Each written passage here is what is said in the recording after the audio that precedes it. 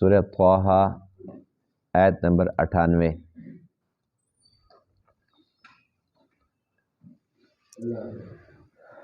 اعوذ باللہ من الشیطان الرجیم،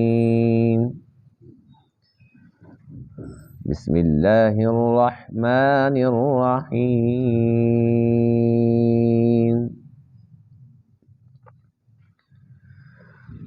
كذلك نقص عليك من أنباء ما قد سبق وقد آتيناك من لدنا ذكرا من أعرض عنه فإنه يحمل يوم القيامة وزرا خالدين فيه وساء لهم يوم القيامة حملا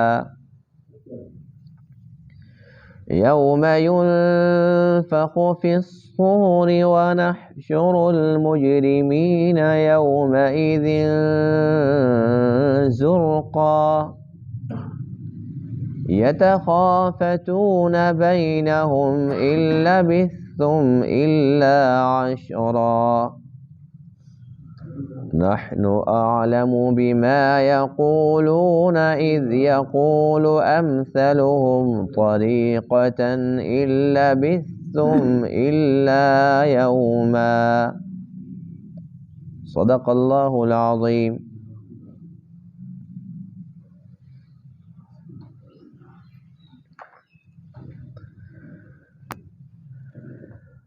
گزشتہ درس تک ذکر چل رہا تھا حضرت موسیٰ علیہ السلام کا، حضرت ہارون علیہ السلام کا، بنی اسرائیل کے سارے حالات و واقعات اللہ تعالیٰ نے اس امت کے سامنے رکھے۔ آج کے درس میں ان آیات کریمہ کے اندر اللہ تعالیٰ نے اس سارے کے سارے واقعے کو حضور علیہ السلام کو بتلا کر اسے بطور معجزہ پیش فرمایا، یعنی کہ حضور علیہ السلام کو اللہ تعالیٰ نے بے شمار معجزات عطا فرمائے، ان میں سے یہ بھی ایک معجزہ ہے کہ آپ علیہ السلام نے اپنی امت کو پہلے امتوں کے سارے حالات جو کہ 100% حقیقت پر مبنی تھے، 100% سچے تھے، وہ سب کے سب بتلائے۔ تو یہ کیا معجزہ نہیں ہے کہ اللہ کے نبی تو امی ہیں، کسی کے پاس پڑھنے کے لیے بھی نہیں گئے، اس کے باوجود آپ پہلے نبیوں کے امتوں کے حالات بتلا رہے ہیں، تو اللہ کے نبی کو کیسے پتہ چلتا ہے، کیسے بتاتے ہیں؟ اس بات کی نشانی ہے کہ اللہ بتلاتے ہیں، اور اللہ جب بتلاتے ہیں، اللہ تعالیٰ وحی کے ذریعے بتلاتے ہیں، تو وحی کس کے اوپر اترتی ہے؟ نبی کے اوپر۔ تو اللہ تعالیٰ کے نبی کی نبوت کی ایک بہت بڑی نشانی اور دلیل ہے۔ جو لوگ اس کے باوجود بھی نہیں مانتے تو اللہ فرماتے ہیں کہ پھر ان کو جہنم میں جانے دیجئے۔ پھر قیامت کے دن کے احوال میں سے چند ایک کا تذکرہ آج کے درس کے اندر، اس کی ایک جھلک ہے۔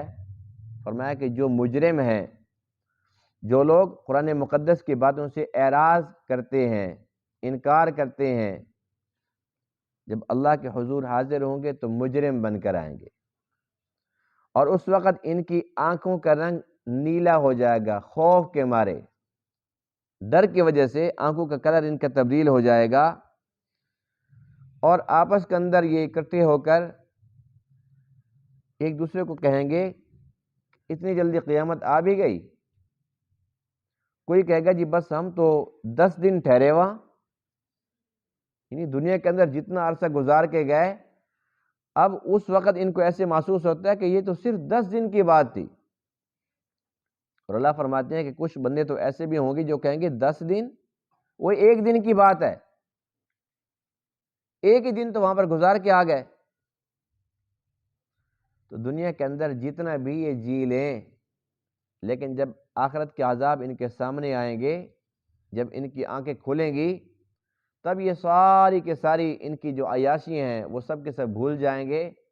انہیں ایسے محسوس ہوگا کہ بس ہم تو گئے تھے، ایک دن آدھا دن کی بات ہے، پھر اللہ نے ہمیں اپنے پاس بلا بھی لیا. تو کیا یہ اچھا ہو کہ انسان اس مختصر ترین عرصے کے اندر سدھر جائے، اللہ اور اللہ کے نبی کی باتوں پر ایمان لے آئے؟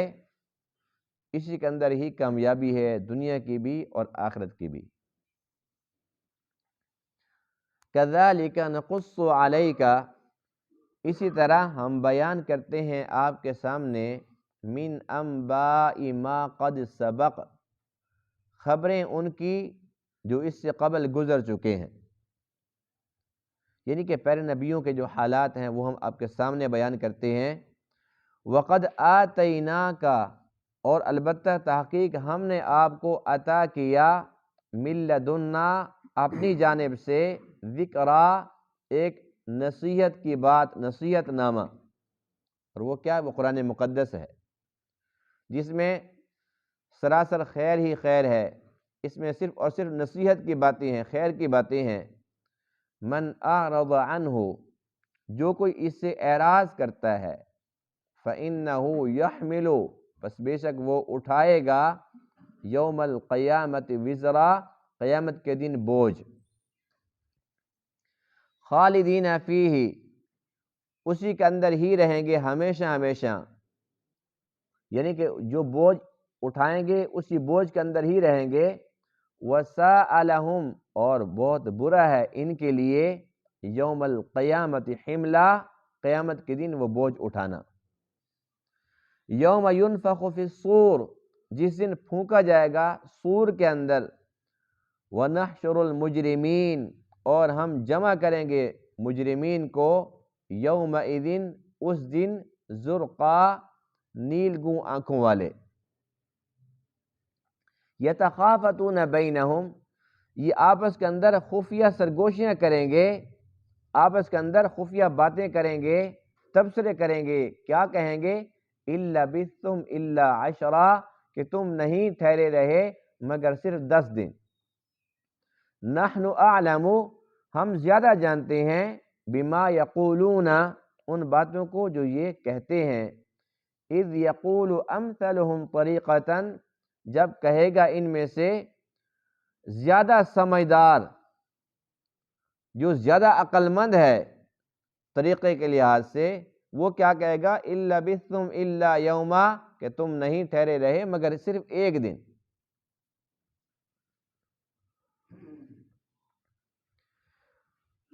اللہ کے نبی سچے ہوتے ہیں، ان کی باتیں بھی سچی ہوتی ہیں. حضور خاتم النبیین علیہ السلام تو پھر امام الانبیاء ہیں، فخر الرسل ہیں، خاتم النبیین ہیں. آپ جو کچھ لوگوں کو بتلا رہے تھے وہ حق سچ تھا کہ آپ اللہ تعالیٰ کے سچے نبی تھے. اور جو باتیں جیسے کہ بنی اسرائیل کی ایک ایک بات، کہ ان کی زندگی کیسے گزر رہی تھی، کیسے فرعونیوں سے ان کو نجات ملی، اس کے بعد پھر کیسے تورات کا خود مطالبہ کیا، پھر کیسے ہر درمی پر اتر آئے، کیسے ان کو من و سلوہ ملا، کیسے جہاد سے انکار کیا، کیسے پھر زیورات سے انہوں نے بچڑا بنایا، کیسے پھر بچڑے کو انہوں نے اپنا الہ مان لیا. پھر موسیٰ علیہ السلام جب واپس آئے، حضرت ہارون کے ساتھ کیسے ان کی بات ہوئی، کیسے ان کو ڈانٹا. اس کے بعد پھر سامری سے ساری حقیقت معلوم کی، وہ ساری کی ساری بات بتائی. پھر سامری کو بددعا دی. اس کے بعد پھر بچڑے کو جلا کر، اس کے بعد پھر سمندر کے پانی کے اندر اس کو بہا دیا. پھر ان لوگوں نے اس پانی کو پی لیا، بچڑے کی محبت ان کے اندر سرایت کر چکی تھی. اس کے بعد پھر انہوں نے توبہ کی، تو توبہ کے لیے شرط کیا تھی کہ اپنی جانوں کے نذرانے پیش کرو. پھر جن لوگوں نے بچڑے کو الہ نہیں مانا تھا، یعنی کہ موحد تھے، ان لوگوں نے جو بچڑا پرست تھے اپنے ہاتھوں سے ان کو قتل کیا. یوں ان کی توبہ قبول ہوئی.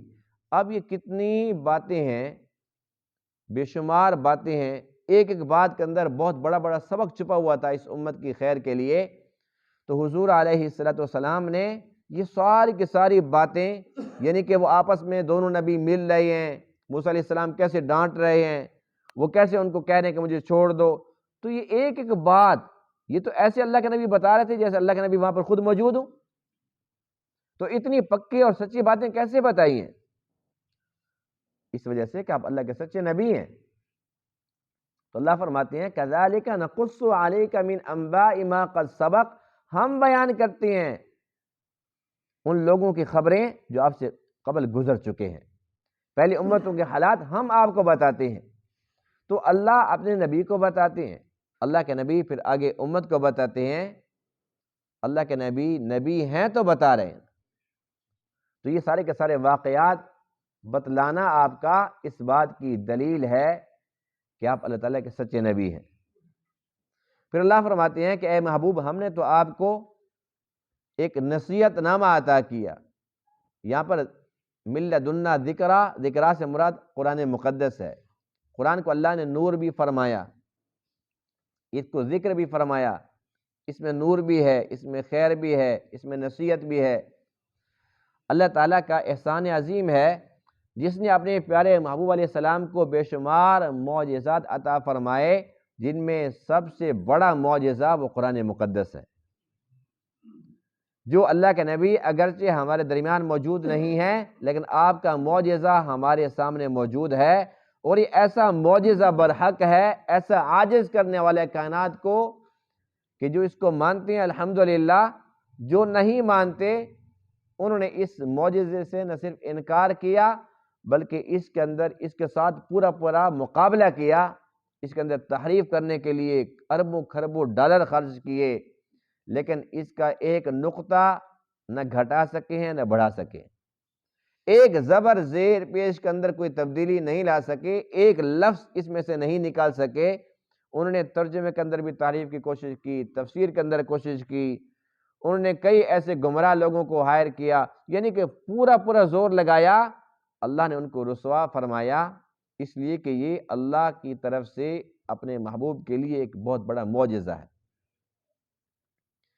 جب یہ قرآن اتر رہا تھا تب بھی جو لوگ نہیں مان رہے تھے، لیکن وہ عاجز سے اس جیسا کلام لانے کے اندر، نہ اس جیسا پورا کلام لا سکے، نہ 10 صورتیں لا سکے، نہ ایک صورت لا سکے، نہ ایک آیت لا سکے، آج تک کوئی بھی نہیں لا سکا اور نہ قیامت تک کوئی لا سکتا ہے۔ اللہ فرماتے ہیں من اعرض عنہ، جو اس ذکر سے، اس نصیحت نامے سے، اس قرآن سے اعراض کرے گا، فإنہ یحمل یوم القیامت وزرا، قیامت کے دن وہ بوجھ اٹھانے والا ہوگا، اور یہ بوجھ بہت برا ہے۔ وساء لہم یوم القیامت حملا، قیامت کے دن ان کا جو یہ بوجھ ہے، بوجھ اٹھانا، یہ بڑا برا ہوگا۔ ظاہر سی بات ہے کہ یہ بوجھ ایسی تھوڑی ہے بھی کوئی چیز اٹھائی ہوئی ہے، یہ تو گناہوں کا بوجھ ہے، اللہ کے نافرمانیوں کا بوجھ ہے، اللہ کے نبی کی مخالفت کا بوجھ ہے، اور اس سے برا بوجھ اور کوئی ہو نہیں سکتا۔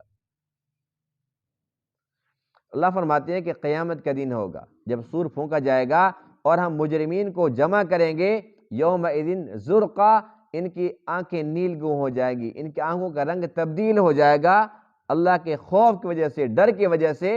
یتخافتون بینہم ان لبثتم الا عشرا، اور آپس کے اندر خفیہ باتیں کریں گے، سرگوشیاں کریں گے کہ ہم تو کہتے تھے مرنے کے بعد کوئی زندگی نہیں ہے، یہ تو ہم زندہ ہوئے کھڑے ہیں، ہم تو کہتے تھے کوئی قیامت نہیں ہے، یہ تو قیامت قائم ہو چکی ہے، اب ہم جائیں تو کہاں جائیں۔ اس وقت ان کو یوں گمان ہوگا کہ یہ دنیا کے اندر صرف 10 دن ٹھہر کے آئے، اور کچھ لوگ تو ایسے ہوں گے جو یوں کہیں گے اِن لبثتم الا یوما، 10 دن نہیں، 1 دن۔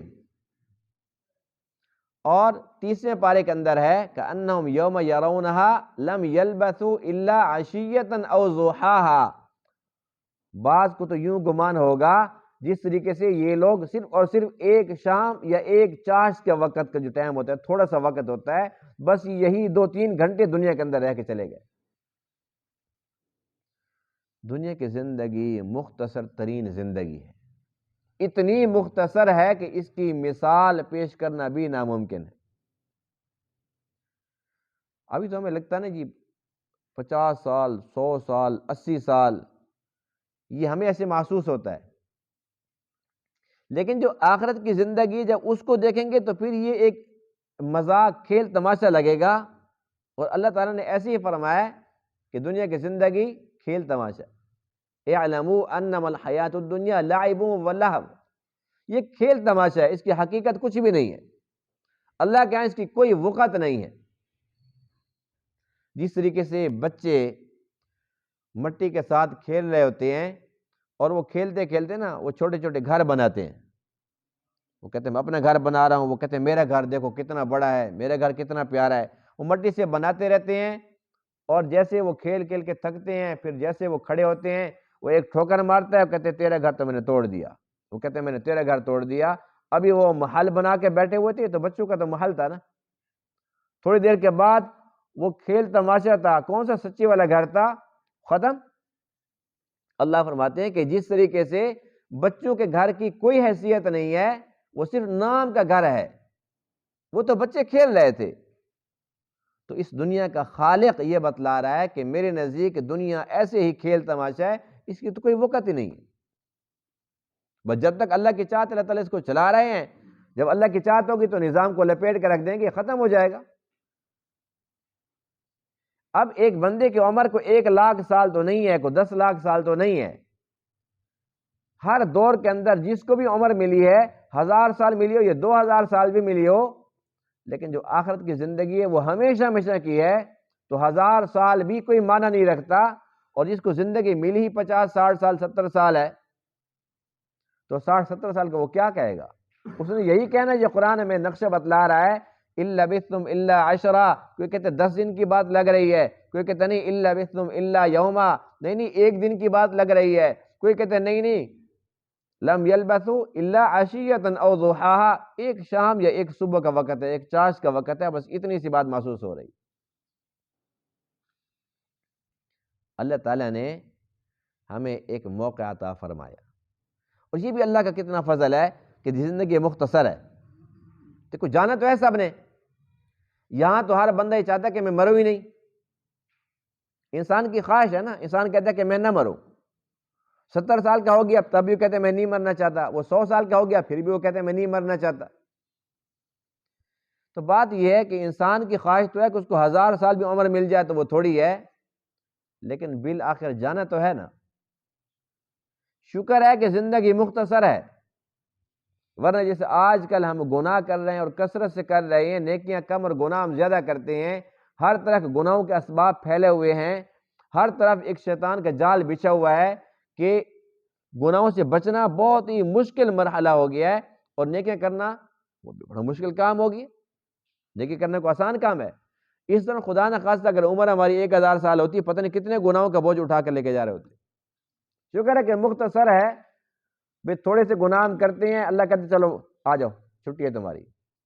اب اگر عمر 60 سال ہے مثال کے طور پر، 15 سال تو پہلے نکال لو، جب انسان عاقل بالغ نہیں ہوتا، مکلف نہیں ہوتا، اس کے بعد پھر جو باقی عمر بچتی ہے، یعنی کہ 45 سال 50 سال اگر اس کو عمر لگا لو، اس کے اندر بھی تو وہ آدھی زندگی سوتا ہے رات، آدھی وہ جاگتا ہے دن، جب وہ سو جاتا ہے تو اب تو نہ نیکی کرتا ہے نہ گناہ کا کام کرتا ہے، تو بنتا کتنا عرصہ؟ یہ ٹوٹل بنتا ہے 15-20 سال۔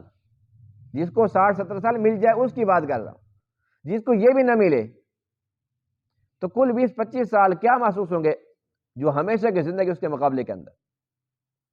بالخصوص جو مجرم ہے، ایک تو مومن ہے، اس کو تو پھر یہ یقین ہے کہ زندگی جتنی بھی ہے اگر میں اس کو اچھے طریقے سے گزارتا ہوں جیسے اللہ کا حکم ہے، اللہ کے نبی کا طریقہ ہے، تو پھر میری ہمیشہ کی زندگی بن رہی ہے، وہ تو نفع میں ہے۔ لیکن جو ہے یہ مجرم، جو آخرت کو مانتا نہیں تھا، مرنے کے بعد کی زندگی کا منکر تھا، اب ظاہر سی بات ہے کہ اس کو تو یہ محسوس ہوتا ہے کہ میں تو بڑی خسارے میں چلا گیا، میں تو ایک دن وہاں پر رہا، آدھا دن رہا، چند گھڑیاں وہاں پر گزار کے آ گیا ہوں۔ اب دنیا کے اندر ایسے لوگ بھی تو ہیں جو ہیں کافر، ایسے کافر گزرے ہیں، اللہ نے پوری دنیا کی بادشاہت عطا فرما دی تھی، جیسے نمرود ہے، بخت نصر ہے، یعنی کہ دونوں کافر ہیں، پوری دنیا کا بادشاہ۔ اور پھر اللہ نے قارون کو بھی تو پیدا فرمایا جس کو اتنے خزانے دیے کہ خزانوں کی چابیاں اٹھانے کے لیے ایک بہت بڑی جماعت ہوتی تھی۔ جن کو اتنے خزانے ملے، جن کو اتنی لمبی عمریں ملی، پوری دنیا کی بادشاہت ملی، جب وہ بھی وہاں پر دیکھتے ہیں آخرت کو، جب جہنم کو دیکھتے ہیں تو وہ بھی کہتے ہیں کہ ہم ایک دن ٹھہر کے آ گئے۔ یہ ساری کی ساری عیش پرستیاں ختم، انسان بھول جاتا ہے۔ ایک حدیث پاک ہے، یہ جو دنیا ہے نا، الدنیا سجن للمؤمن وجنت للکافر، یہ مومن کے لیے قید خانہ ہے اور کافر کے لیے جنت ہے یہ دنیا۔ ایک حدیث پاک میں ہے، اللہ فرماتے ہیں کہ اگر مجھے یہ اندیشہ نہ ہوتا کہ جو مسلمان ہیں وہ گمراہ ہو جائیں، یہ اندیشہ نہ ہوتا تو میں کافروں کو دنیا کے اندر ایسے محلات دیتا جو میں نے ایمان والوں کو جنت میں دینے، لیکن اگر ان کو میں یہاں پر دے دوں تو مسلمان کہیں گے دیکھو جی وہ تو کافر ہیں، ان کے محل دیکھو، ہماری جھونپڑیاں دیکھو، ہمارے گھر دیکھو، ان کے گھر دیکھو، ان کے پاس سہولتیں دیکھو، ان کا عیش دیکھو اور ہمارا دیکھو۔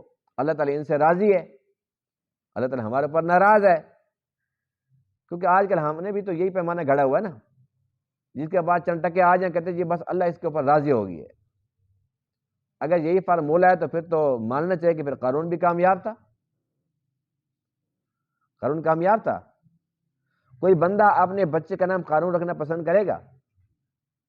بچوں کا نام رکھتے ہیں ابو ہریرہ، بلال، وہ بلال حبشی غلام تھے، ابو ہریرہ مفلوق الحال تھے، بیچارے کبھی ملتا تھا کھانے کے لیے کبھی نہیں ملتا تھا، بھوک کی وجہ سے بہت دفعہ آپ بے ہوش ہو جایا کرتے تھے، لیکن محبت ہم ان سے رکھتے ہیں جن کے پاس پیسے نہیں تھے، لیکن اس کے باوجود جس کے پاس چنٹکے آ جائیں تو پھر ہم فارمولہ وہی گھڑ کے لے کے آ جاتے ہیں جی بس اللہ اس کے اوپر بڑا راضی ہو گیا، اللہ نے اس کا ہاتھ پکڑ لیا۔ نعوذ باللہ، ایسی باتیں کرتے ہیں۔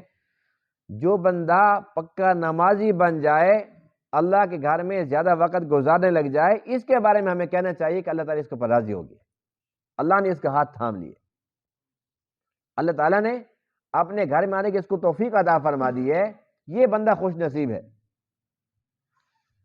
تو میں عرض یہ کر رہا تھا کہ جو حدیث پاک ہے نا کہ اگر مجھے اندیشہ نہ ہو تو میں دنیا کے اندر جو جنت میں دینا ہے نا، دنیا کے اندر کافروں کو عطا کر دوں۔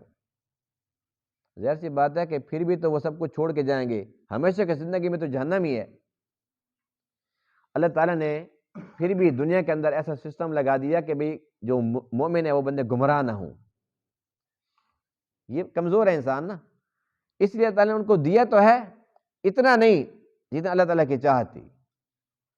بہرحال ایک حدیث ہے، تو ایک محدث سے حضرت سہل محدث رحمہ اللہ،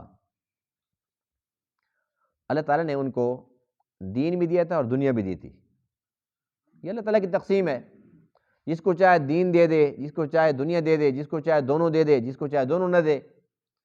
تو حضرت سہل محدث رحمہ اللہ جو کہ حدیث پڑھاتے تھے، بڑے محدث سے، دنیاوی لحاظ سے بھی بہت ہی ٹھاٹ باٹ بڑی شان و شوکت اللہ تعالیٰ نے عطا فرما رکھی تھی۔ ایک دن گھوڑے کے اوپر سوار ہوئے تو کپڑے بھی بڑے عمدہ تھے، اعلیٰ کپڑے تھے، گھوڑے کے اوپر سوار تھے، احترام لوگ بہت ویسے کرتے تھے کہ بڑے محدث ہیں۔ جب وہاں سے نکلے گھر سے تو راستے میں ایک کافر وہ آیا اور اس نے گھوڑے کی لگام پکڑ لی، اس نے کہا جی مجھے ایک بات کا جواب دو، اس کے بعد پھر اب چلے جانا۔ آپ نے فرمایا کہ بتاؤ۔ وہ کہنے لگا بات یہ ہے کہ بھئی ہم تو تمہارے نبی پر ایمان نہیں رکھتے، لیکن تمہارے نبی کی ایک بات ہے کہ جو دنیا ہے یہ مومن کے لیے قید خانہ ہے اور کافر کے لیے جنت ہے، لیکن میں حیران ہوں تمہارے نبی کی بات یوں ہے، جبکہ میں یہ دیکھ رہا ہوں کہ تم مومن ہو، تمہارے لیے قید خانہ ہے دنیا، تمہارے پاس تو گھوڑا ہے، بہترین سواری ہے، شان و شوکت ہے، تمہارے پاس تو بہترین گھر ہے، تمہارے پاس تو ساری کی ساری فراوانی ہر چیز کی، یہ کیسا قید خانہ ہے تمہارے لیے؟ جبکہ کافر کے لیے جنت ہے اور میں کافر ہوں، میں تو بھوک سے مر رہا ہوں، سارا دن بھٹی چلاتا ہوں، یہ کیسی میری جنت ہے؟ بات سمجھ آ گئی ہے؟ نہیں سمجھ آئی؟ کوئی سوال مشکل تو نہیں ہے؟ سیدھی سی بات ہے نا کہ حدیث پاک میں ہے کہ جو دنیا ہے یہ مومن کے لیے قید خانہ اور کافر کے لیے جنت ہے۔ وہ کہتا ہے کہ میں کافر ہوں تو میری جنت ایسی ہوتی ہے، اور تمہارے لیے قید خانہ ہے تو تمہارے لیے قید خانہ ایسا ہوتا ہے۔ تو وہ محدث تھے، کون تھے؟ فرمایا کہ ہاں میرے نبی کی بات سچی ہے، یہ تھوڑی ہے کہ میرے نبی کی بات، حدیث کی بات تو سمجھے گا، تو مجھے سمجھائے گا، میرے نبی کی بات سچی ہے، آپ ذرا کان کھول اور میں سمجھاتا ہوں کہ میرے نبی نے کیا فرمایا۔ میرے نبی نے جو فرمایا اس کا مطلب یہ ہے کہ تو نے مرنا ہے یا نہیں مرنا؟ کہتے جی مرنا ہے۔ فرمایا کہ میں نے مرنا ہے؟ کہتے ہاں آپ نے بھی مرنا ہے۔ آپ نے فرمایا کہ یہ بتا کہ جب میں مروں گا تو میں کہاں جاؤں گا؟ کہنے کہ جنت میں۔ تم جو کہتے ہو جنت ہے اور تم مومن ہو، اچھا اور جب تو مرے گا تو کہاں جائے گا؟ کہتے جہنم میں۔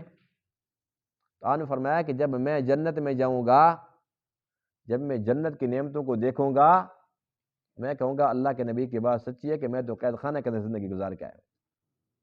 یہ شان و شوکت، گھوڑے، دولت، سب کچھ ہونے کے باوجود بھی میں تو قید خانے میں تھا۔ اور جب تو جہنم کی آگ میں جلے گا، دنیا کی یہ تکلیف ہے تو بھول جائے گا اور تو کہے گا کہ میں تو جنت کے اندر رہتا تھا۔ جہنم کی جب آگ دیکھے گا تب کہے گا کہ یہ بھٹی چلانا، یہ بھوکا پیاسا مرنا، یہ میرے لیے وہ جنت تھی، کاش میں وہیں رہتا، میرے لیے تو وہ بہترین جنت تھی۔ کہتے ہیں ہاں اب تمہارے نبی کی بات سمجھ آئیے۔ تو اللہ کے نبی نے اصل سبق ہمیں کیا دیا ہے کہ مومن کی نظر آخرت پہ ہونی چاہیے۔ دنیا کے اندر اللہ تعالیٰ دے دے تب بھی ٹھیک ہے، نہ دے تب بھی ٹھیک ہے، تھوڑا دے تب بھی ٹھیک ہے، زیادہ دے تب بھی ٹھیک ہے، جس حال میں بھی رکھے، جتنا بھی ہم جمع کر لیں، جتنا ہم اکٹھا کر لیں، ساتھ کیا جائے گا؟ مال نہیں، اعمال۔ ساتھ مال نہیں جانے والا، اس نے یہی رہنا ہے۔ جس نے نیکیاں سمیٹ لی، آخرت کی کرنسی اکٹھی کر لی، یہ بندہ نفع میں ہے، یہ وہاں جائے گا اور فل مزے کرے گا۔ جیسے کوئی بندہ آپ جا رہے ہیں، عمرے پر جا رہا ہے، اللہ تعالیٰ ہم سب کو لے جائے، بار بار لے جائے، تو جس کے پاس ریال زیادہ ہوں گے، فراوانی ہوگی، پھر وہ جو چاہے خرید لے۔ جس کے پاس کم ہوں گے، وہاں کی کرنسی کم ہوگی، اب کوئی چیز لینے لگے گا، کہے گا ریال ختم نہ ہو جائیں، ریال کم نہ پڑ جائیں، یہ چیز تو بڑی اچھی ہے لیکن لے نہیں سکتا۔ جیسے ریال سعودیہ کی کرنسی ہے، ہمیں سمجھ آ رہی ہے نا، ڈالر امریکہ کی کرنسی ہے، بات سمجھ آ رہی ہے نا، اسی طریقے سے یہ نیکیاں آخرت کی کرنسی ہے۔ جس کے پاس یہ کرنسی زیادہ ہوگی اس کی جنت بڑی، وہ مزے بھی بڑے بڑے کرے گا، وہاں پر عیش بھی اس کا بڑا ہوگا۔ جس کے پاس نیکیاں کم ہوں گی جنت میں بے شک چلا گیا، لیکن پھر اس کے پاس وہ سہولتیں نہیں ہوگی، جن کے پاس نیکیاں زیادہ ہیں وہ والی سہولتیں اس کے پاس نہیں ہوگی۔ تو اس لیے مومن کو چاہیے کہ وہ ہمیشہ آخرت کے اوپر نظر رکھے۔ دنیا کی ذلت کوئی ذلت نہیں، دنیا کی عزت کوئی عزت نہیں، یہاں کی راحت کوئی راحت نہیں، یہ سب کچھ فنا ہونے والا ہے، سب کچھ مٹی کے ساتھ مٹی ہونے والا ہے۔ یہاں پر دولت ہے، جو کچھ بھی ہے، ہر ایک چیز کو فنا ہے۔ جو نیکیاں ہیں ان کو بقا ہے، نیکیاں مرنے والی نہیں ہیں، یہ ہمارے ساتھ قبر کے اندر بھی ہوں گی، حشر کے اندر بھی ہوں گی، ہمیں جنت تک پہنچا کر آنے والی۔ جنت کے اندر جب پہنچ جائیں گے پھر وہاں پر بھی بہت زیادہ مزے کرائیں گے نیکیاں۔ آج ہمارے پاس وقت ہے الحمدللہ، اللہ نے ہمیں صحت بھی دی ہے، فراغت بھی دی ہے، فرصت دی ہے، سب کچھ دی ہے، مہلت بھی دے دی ہے۔ ہمیں چاہیے کہ ہم اس فراغت کو غنیمت سمجھیں، اس فرصت کو غنیمت سمجھیں، اس مہلت سے بھرپور فائدہ اٹھائیں اور اللہ کو راضی کرنے کے اندر لگ جائیں۔ یہ زندگی بہت مختصر ترین زندگی ہے۔ مثال تو خود سنی لی نا، یہ لوگ وہاں پر کیا کہہ رہے ہیں کہ جیسے ایک دن، کوئی کہتے آدھا دن، کوئی کہتے 10 دن۔ حد یہ ہے کہ 10 دن تو بڑی بات ہے، اکثر تو یہ کہیں گے کہ بس ایک گھڑی، صبح یا ایک شام۔ تو ہمیں بھی یوں ہی محسوس ہوگا کہ دنیا کی زندگی تو کچھ بھی نہیں تھی جب آخرت کی زندگی کو دیکھیں گے۔ ہم نے رہنا ہمیشہ ہمیشہ وہیں ہے، تو زیادہ تیاری اس کے لیے کرنی چاہیے۔ یہاں پر رہنا کم ہے تو یہاں پر دنیا کے لیے تیاری کم کرنی چاہیے، آخرت کے لیے زیادہ کرنی چاہیے۔ کوشش کریں گے کہ نہیں کریں گے انشاءاللہ۔ اللہ تعالیٰ تمام باتوں کو سمجھنے عمل کرنے کی توفیق عطا فرمائے۔ وآخر دعوانا الحمدللہ رب العالمین۔